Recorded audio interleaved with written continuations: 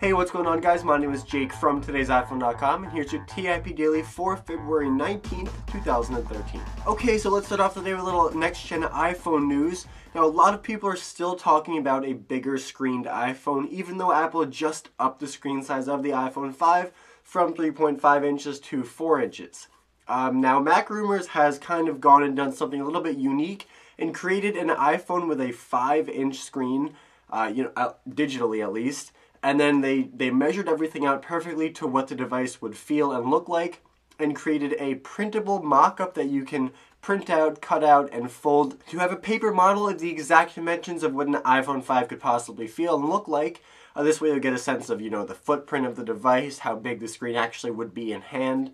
It's a really, really cool way to examine an Apple rumor and see how likely it is and see if it's something you'd even want. Okay, moving on, iOS 6.1.2 was released today, and now this is really a minor update. The only things it does is fix a bug with the Exchange calendar support, as well as possible battery issues people may encounter if they use Exchange on their iPhones. Either way, though, it's probably a good idea just to update to stay current, unless, of course, you have a jailbroken device, in which case you have to update through the Evasion jailbreak tool. Okay, and finally, we have two concepts for the iWatch today. Now, if you aren't aware, there have been a ton of rumors recently regarding a sort of wearable piece of technology coming from Apple in the future.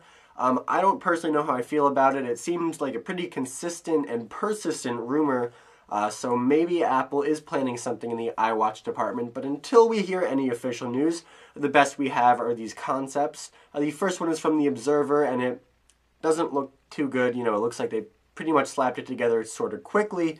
It looks like an iPod Nano slapped onto a circular wristband. It's got, a screen running iOS. It has a home button, a FaceTime camera, the usual. The second concept is from Esben Oxholm, which looks much better. Again, it's got the curved glass and screen with a home button under it running some sort of version of iOS. Siri would definitely be a big part of both of these iWatch concepts. The Esben Oxholm one looks sort of like a sleek Apple-branded metal bangle bracelet sort of thing with a screen built in. In my opinion, it looks really, really cool, but not like something that I would want to buy or wear. But I still think we've got a long time before we see any sort of official iWatch stuff. So if you don't like these designs, don't get too bummed, and if you do, don't get your hopes up too high, because Apple's probably got something pretty surprising and different up its sleeve. Okay, well, that's all the big news for today, guys. Thank you very much for watching. Your question of the day today is, where would you like Apple to devote most of its resources? To upping the screen size of the next generation iPhone and making sure that the resolution stays super dense so they can call it a Retina display? Or would you like Apple to increase work on a possible iWatch device for a release as soon as possible?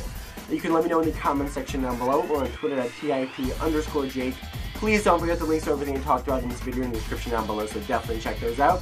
And as always, for more news, views, and reviews, don't forget to hit up today'siPhone.com.